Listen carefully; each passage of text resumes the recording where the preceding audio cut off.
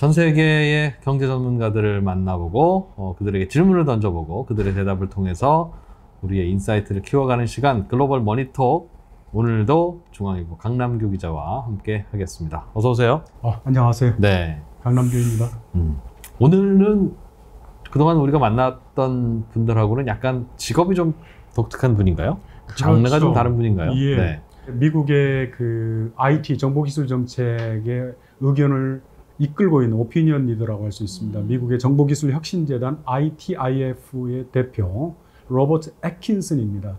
애킨슨 박사의 전공은 도시계획 내지는 지역 설계, 지역 네. 경제 설계인데 사실 오바마 바이든 시절에 오바마 행정부 시절에 미국의 의회와 행정부의 정보기술 정책의 방향과 그 다음에 구체적인 대안, 특히 중국과 관련해서 어떤 정책을 써야 하는가에 대해 조언을 해줬던 멤버입니다. 대통령 비선 참모네요. 한마디로 말하면 민주당 인사. 그래서 요즘 이분의 목소리에 힘이 좀 들어가 있습니다. 네. 자기가 지지하는. 트럼프 바이든 대통령하고도 좀 관계가 있는. 그렇죠. 부통령 시절부터 알고 지내고. 네. 그래서 오늘은 조 바이든 미국 대통령이 어떤 속셈으로 반도체 전쟁을 일으켰는가에 대해서 그의 속셈. 네. 그래서 사실은 어떤 중립적인 분석이라기보다는 미국의 이익이 뭔가, 네. 또 미국의 의도가 뭔가, 조 바이든의 속셈이 뭔가를 직설적으로 한번 솔직하게 들어보죠. 우리 애둘러서 말한 전문가들의 말에 네. 지쳤을 우리 3%와 중앙일보 구독자들에게 직설적인 언어를, 제가 인터뷰를 해봤던 인물들 가운데서 가장 직설적인 언어를 쓰는 사람입니다. 멀리 빙빙 돌려서 얘기하지 않고. 그렇죠. 우리가 궁금한 게 많아요. 예. 도대체 미국은 앞으로 반도체라고 하는 인더스트리를 어떻게 하려고 하는 거냐, 속셈이 뭐냐. 예. 그리고 자꾸 왜 우리 삼성전자 자꾸 백악관을 부르냐. 그렇죠. 원하는 게 뭐냐. 예. 좀 속 시원히 얘기를 해주면 예. 할 수 있는 건 해주고. 한국의 국익이라든지, 사실 저널리즘에서 국익이라는 말이 굉장히 낯설고 어쩌면 의미에서는 부담스러운 언어인데요. 네. 사실은 한국의 국익과 좀 다를 수는 있지만은 조 바이든의 속셈이 뭔지를 좀 알 수 있는 기회가 될 것 같다. 예. 그래서 사실은 조 바이든 대통령을 저희가 직접 인터뷰하려고 했습니다만 불행하게도 성사가 안 돼서. 예, 이 애킨슨 박사하고 하면 그게 내 말 내 뜻이다. 그렇죠. 라는 메시지를 간접적으로 전달도 안 해주시더군요. 답이 없어. 바빠 이분이. 그렇죠. 그래서 저희가 그냥 임의로 네. 로버트 애킨슨 박사를 인터뷰했습니다. 자, 그럼 바로 이제 인터뷰 시작할까요? 그렇죠. 네. 애킨슨 박사님, 사실 오늘 애킨슨 박사님한테서 어떤 뭐랄까 중립적이고 전문가적인 얘기를 듣고 싶어서 인터뷰를 요청한 게 아닙니다.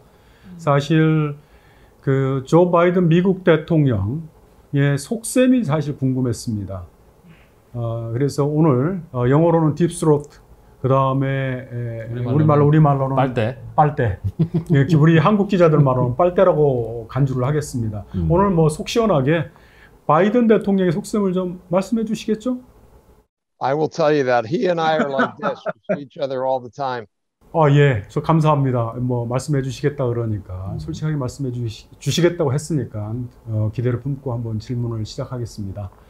자, 사실 반도체 제작은 설계, 여기서 말하는 반도체 설계가 아니고 디자인이 아니고 반도체 제작은 1960, 70년대 미국이 사실상 포기했던 분야인데요. 어떻습니까? 왜? 무엇 때문에 갑자기 미국이 반도체 제작에 뛰어든 것일까요? 왜 조 바이든 대통령이 반도체 전쟁을 일으켰을까요? China. Not South Korea. First of all, you have to understand this was pre-Biden. There was a bill called the CHIPS Act, which was a bipartisan Senate bill. Senator Chuck Schumer, who was the Senate Democratic leader, and then a number of prominent Republicans. So this was a bipartisan bill. And the view was that the U.S. still leads in semiconductors in terms of U.S. companies, but a lot of them are fabless. In other words, they will go to a place like TSMC in Taiwan. They'll design and sell the chips, but TSMC will make them, to use that as an example. So there's a concern that the U.S. is falling behind in the ability to make semiconductors. Secondly, we follow quite closely what China's doing, where they're putting hundreds of billions of dollars, or over $100 billion, into subsidizing their semiconductor companies, including basing it on stealing intellectual property from Korea, from Taiwan, from the US. So and then on top of all of that is the Taiwan question. It's just not clear whether China will respect Taiwan's autonomy. They are increasingly showing signs of saber rattling. It's a term meaning maybe we should go to war, maybe we should take over Taiwan. And there's a real concern among US policymakers, particularly in the national security establishment, that if China were to take over Taiwan, then they take over TSMC, and we are now completely dependent or largely dependent upon the Chinese for semiconductors. That's really what's behind this. 애킨슨 박사님, 중국이 대만을 무력으로 점령할 수 있다라고 우려를 하셨는데 제 귀에는 사실 그 말씀이 소설처럼 들립니다. What, in the sense of worrying about Taiwan? Mm-hmm. Yeah. It's interesting you say that. Certainly, US policymakers don't see that. I have met with Chinese officials for 20, 25 years, and whenever Taiwan comes up, they always say that Taiwan is a renegade province. It's part of the People's Republic of China, and that it should be rightfully returned to China. You can argue the opposite. You could argue actually that Taiwan is the legitimate government. They were the one that was frankly overthrown undemocratically. But leaving that aside, I think there's a lot of legitimacy to the fear that perhaps China will eventually want to use military force to take over Taiwan. I don't know whether they're going to do it or not. That's not my area of specialty, but I think it's the notion of better safe than sorry applies here. So the idea is we should have more semiconductor production here. I would add, by the way those policies are being designed, a company like SK Hynix, for example, which is a major, obviously, semiconductor producer, a company like Samsung, they would be eligible for support if they put facilities in the US. This is not about a US company subsidy. Now, if you're maybe I don't know, if you're worried about Korean workers, maybe, yeah, you might rather have that SK fab in Korea. I get that. But to be clear, it's not about saying we don't like SK or Samsung or TSMC. It's more, we would like these companies to have some production facilities in the US, and we're willing to subsidize that. That's the notion. 네, 조금 더 구체적인 질문을 좀 드려보죠. 언론에서는 이제 이것을 중국과 미국 사이의 반도체 전쟁이라고 표현을 하는데, 그렇다면 미국이 얻고자 하는 승리의 기준은 뭡니까? 즉 미국에서 반도체를 좀 더 많이 생산하고 싶은 게 미국의 생각인 것 같은데, 구체적으로 미국의 반도체 수요의 몇 % 정도가 본토에서 생산되면 어느 정도 목표가 달성됐다고 간주할 수 있겠습니까? Sure. Well, first of all, to be clear, we didn't start the war. China started the war. I'll give you a good example. The Chinese DRAM producer, memory, dynamic random access memory producer called Fujian Hinghua. They were given, I don't know how many billions and billions of dollars just to build a factory, build a giant DRAM facility, I think 64 meg chips.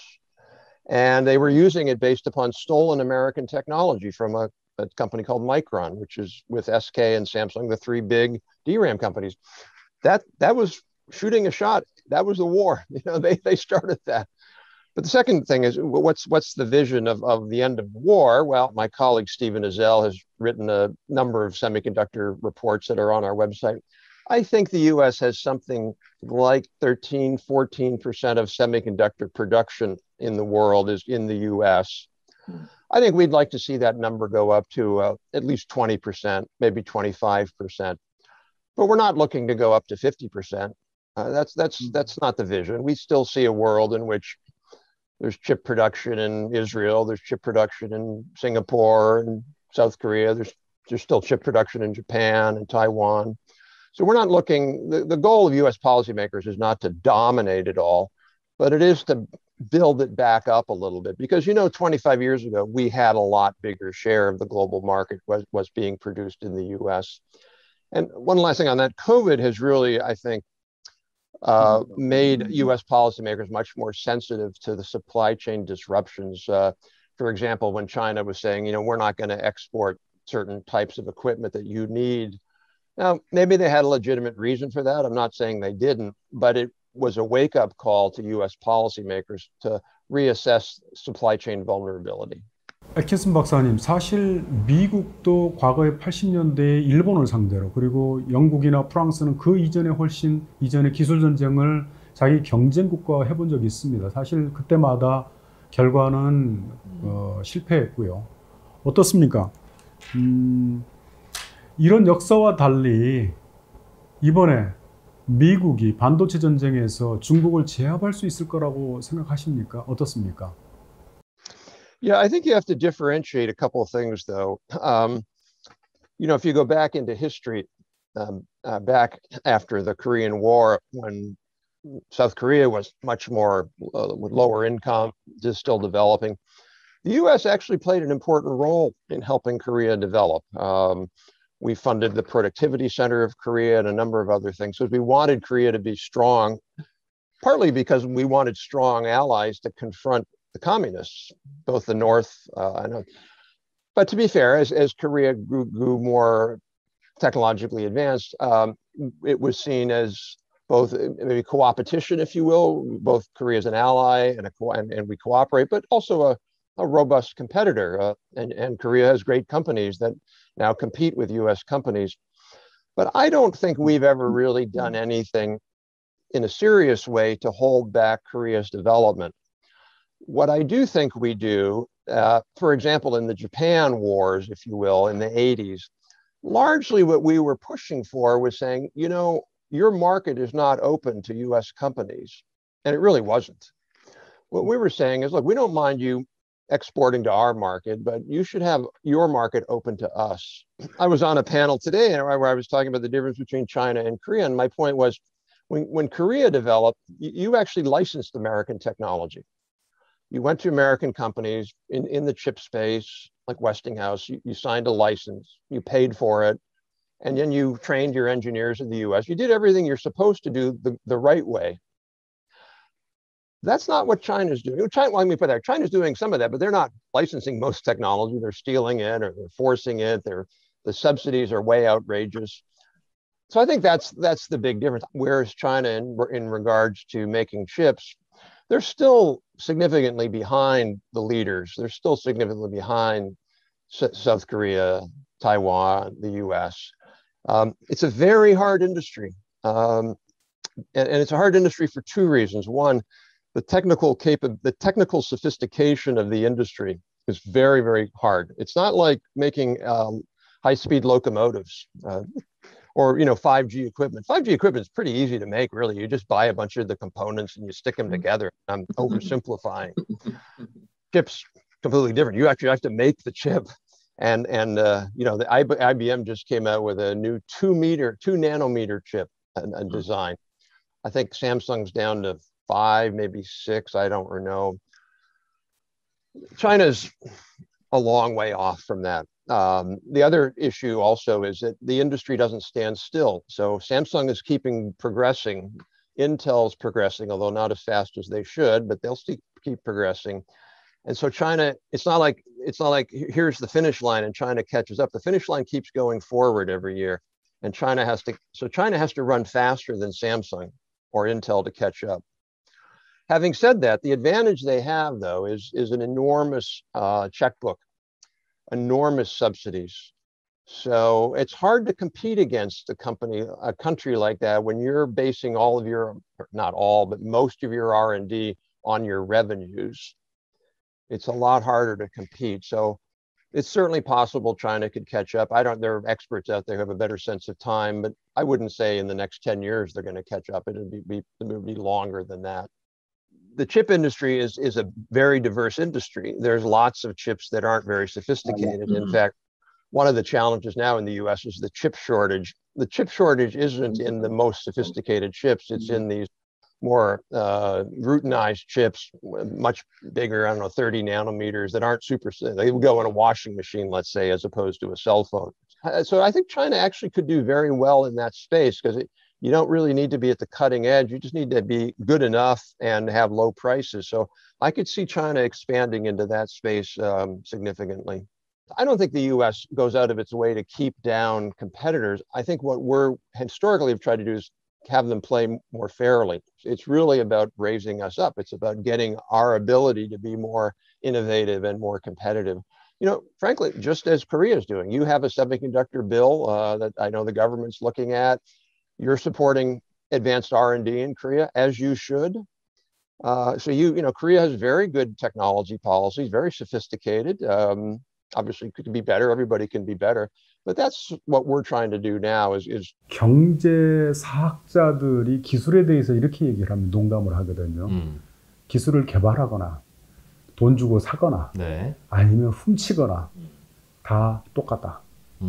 이 말은 뭐냐면 특히 중국처럼 자국 내 거대한 시장을 가지고 있으면은 예. 훔친 기술로 만든 제품을 미국에다 팔면 특허 소송에 걸리지 않습니까? 예. 중국 내에서 팔면은 어떻습니까? 중국 사법 시스템이 자국 기업의 편을 들어줄 가능성이 크겠죠. 그러다 보니까 중국은 사실은 훔쳐 쓰고 개발하고 훔쳐 쓰고 돈 주고 사다 쓸 수 있는 거대한 자국 시장을 가지고 있기 때문에 사실 무서운 존재이죠. 네. 미국이 그것 때문에 긴장하는 것 같기도 하고요. 근데 박사님, 그런데 말이죠. 삼성전자라는 반도체 회사는 중국에도 이미 공장을 갖고 있습니다. 그러면 미국의 계획 혹은 미국의 생각은 삼성전자가 중국에서 더 이상 반도체를 생산하지 말라는 쪽일까요? 그런 것까지도 의도를 하고 있습니까? no, I don't. First of all, you have to differ. It's hard sometimes, obviously, for non-Americans to understand American politics, just like it's hard for me to understand Korean politics. I read, but I don't, you know, you're not on the inside, you don't quite. Obama was very much about trying to work with China, trying to convince China to be more playing by the rules. And I think there was a general recognition that that failed. Then you had Trump, which was so far on the other side, you know, very aggressive towards China, export controls, a whole set of things do that. And, you know, I think in a lot of ways, well-intentioned because China, they just cheat. Let's be blunt. Biden is not Trump. And if you want to know, the big debate in the US is really about two things in this space. One is, should we export chips to China and should we import chips from China? Trump was like, no, we shouldn't do either of those. I don't believe Biden is going to be anywhere near as harsh. So I don't believe that Biden would say, oh, we can't buy chips, I don't know, a Samsung phone if the chips were made at a factory in China. I don't think that is at all going to be the case. Now, what I do think is that they would say to Samsung or SK, we'd really like you to have a facility, more facilities in the US. I mean, Samsung has some facilities, I believe, in Texas. SK is building facilities here. That's really what Biden would like, would be more of that. I don't see him pushing SK or Samsung to say, you know, you can't make things in China or else we're not going to buy from you. I don't see that under this administration. 애킨슨 박사님, 미국은 2차 세계대전 이후에 산업 정책을 거의 쓰지 않았습니다. 산업을 정부가 나서서 육성하지 않았다는 얘기죠. 그런데 이번에 반도체 전쟁을 통해서 미국은 엄청난 돈을 반도체 산업에 쏟아붓고 연구 개발할 예정입니다. 이 미국이 산업 정책을 쓴다는 것은 세계 최대 시장인 미국 시장에 대한 접근을 제한한다는 의미로 보일 수도 있는데 어떤가요? There's two different flavors of industrial policy, if you will. One is, let's protect our markets and punish our competitors. The second is, imagine this is a sporting event, a soccer game or a volleyball game. I saw an article in the Washington Post about Korean women's volleyball. So if you're the Korean women's team, what do you want to do? You want to exercise, you want to practice, you want to make sure you're eating healthy foods. That's one way to win. The other way to win would be you could bribe the referee to call all the balls out of bounds. You could shoot little things at the opponents, make them distraction. So my point is the U.S. isn't doing the latter; it's doing the former. It's trying to build up our capabilities, and as I mentioned, not in a discriminatory way against non-Chinese foreign chip makers. So the other thing I think that's important to recognize is we have had an industrial policy at times. Certainly in the 1800s, we had different policies, but even the principal policies we had were right after World War II, when we were facing the Soviet Union and the fear of what was called Sputnik, the Soviet satellite. In the 1960s, the United States government invested more money every year in scientific research and development than every other country in the world combined. All their businesses, all their governments. We didn't call that industrial policy, but it was. So why did we lead on semiconductors? Because nobody in their right mind was going to buy a semiconductor because they were so expensive. Well, the US government bought them. The Air Force bought them for missiles, for fighter jets. So that helped companies like Fairchild Semiconductor and Intel. So we had that policy. And then in the 80s, when the Japanese challenge was serious, we put in place a whole explicit set of policies that people, unless you know, don't really know about or remember. So for example, there's a program called Sematech, which was semiconductor technology. That's what it meant, Sematech. And it was a consortium of US semiconductor makers with the Defense Department to do joint research and development. And that was all about the Japanese, because the Japanese were really challenging us on DRAMs at the time. So we did a whole set of policies like that in the 80s and beginning of the 90s. But then we went back to sleep. We're like, oh yeah, we're number one. We've got Silicon Valley. So for really about 20 years, we've been asleep.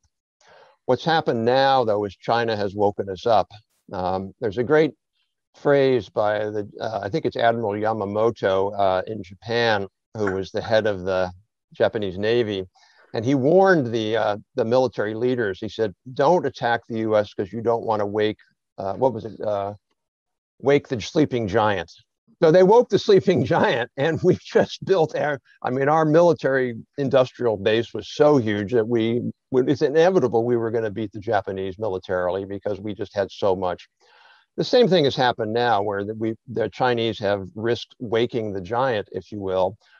There's now a bipartisan set of support. A lot of Republicans now who were more free market, and a lot of Democrats who were concerned more about, say, social policy and helping the poor people, all coming together now to say, wait a minute, we have to fight and compete with the with the Chinese. And so we have to build up our semiconductor industry. We have to expand research and development. We have to do all these things. So we'll see how it goes. It's not a done deal, as they say, but it is, I think, an important change in US policy potentially. 애킨슨 박사가 아주 미국인들 기억에 생생한 얘기를 했는데 사실 진주만 습격을 했던 인물이 일본의 연합함대 사령관 야마모토 이소로쿠 제독입니다. 네. 사실 이 사람이 미국에 유학을 했기 때문에 미국을 상대로 2차 세계대전을 확전하는 것을, 전쟁을 일으킨 것을 반대했던 인물입니다. 네. 그래서 이 사람의 일화, 잠자는 거인을 깨우지 말아야 된다라는 말, 그런 말을 인용을 해서 중국이 잠자는 거인, 미국을 건드렸다라고 말을 하는데, 사실은 이 표현은 역사를 아는 사람에게 미국이 얼마나 이 문제에 대해서 예민하고 그다음에 생각하는지를 심지어는 스푸트니크 쇼크도 언급을 했고요. 최근에 왜 미국이 2,500억 달러를 쏟아부으면서 반도체와 기타 IT 분야를 육성하겠다고 하는 의지를 보여주는 대목, 가늠할 수 있는 대목.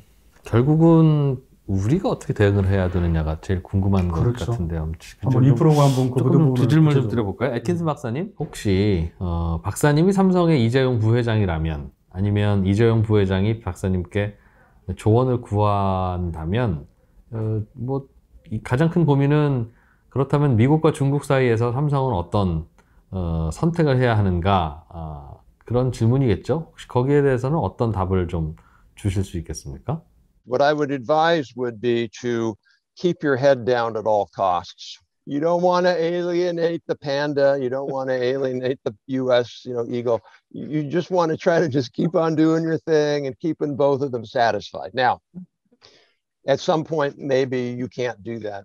But I will say this: if a company like Samsung says, if the U.S. is dangling $5 billion to say, hey, Samsung, if you build a fab in the U.S., we'll give you $5 billion, and Samsung says no, they will have made a major mistake, in my opinion. They will have alienated not only sort of the U.S. government, but the rift between the U.S. and Korea overall will be in trouble, because right now we see you as an ally, and we see you, frankly, we are your protectorate, because we still are. We have troops there. We could walk away. We could save a lot of money tomorrow if we walked away.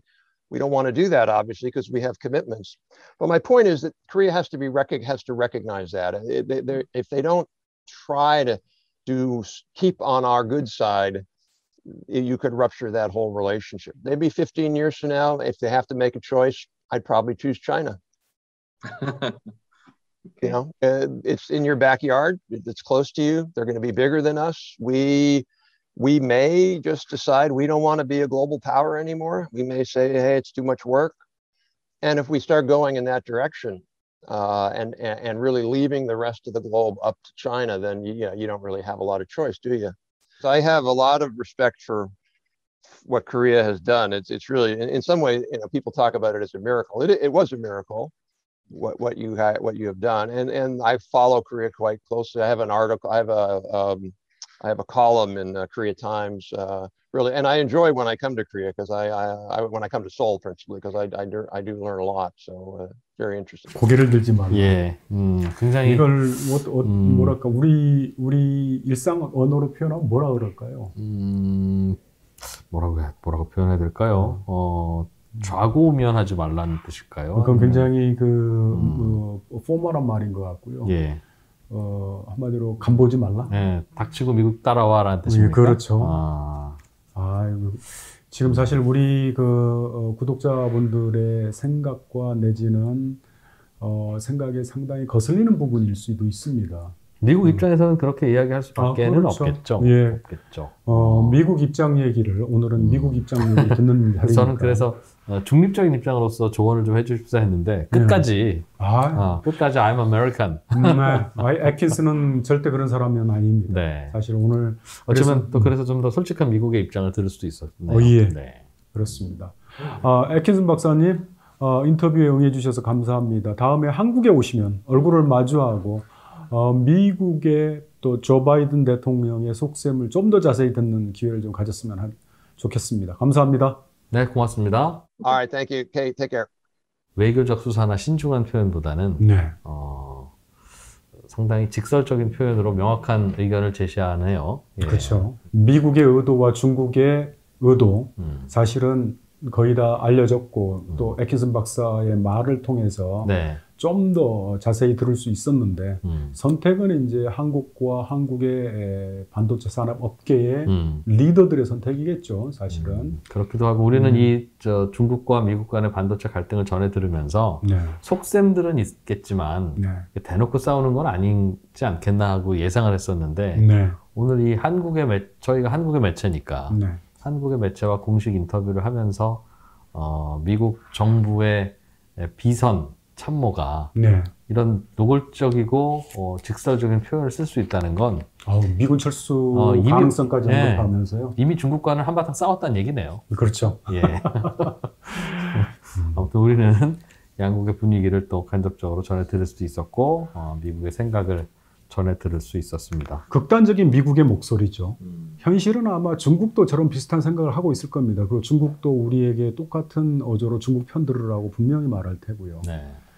그렇기 때문에 양극단의 그 사이에서 현실은 중간쯤에 어디 세력 균형이 이루어지는 그 선 지점의 현실이 어떻게 펼쳐지겠죠, 앞으로. 고맙습니다. 또 강 기자님 덕분에 또 재미있는 사실 3프로에서 제 그 프리미엄 스튜디오에 구독자 반응이 뜨거웠습니다. 정말 그 3프로의 위력, 그리고 구독자분들께 감사드리고요. 다음번에도 중요한 인사들, 유명한 경제 전문가들 열심히 찾아서 여러분과 잘 연결시켜 드리겠습니다. 그러실 거죠? 예. 네. 최선을 다해 보겠습니다. 고맙습니다. 감사합니다.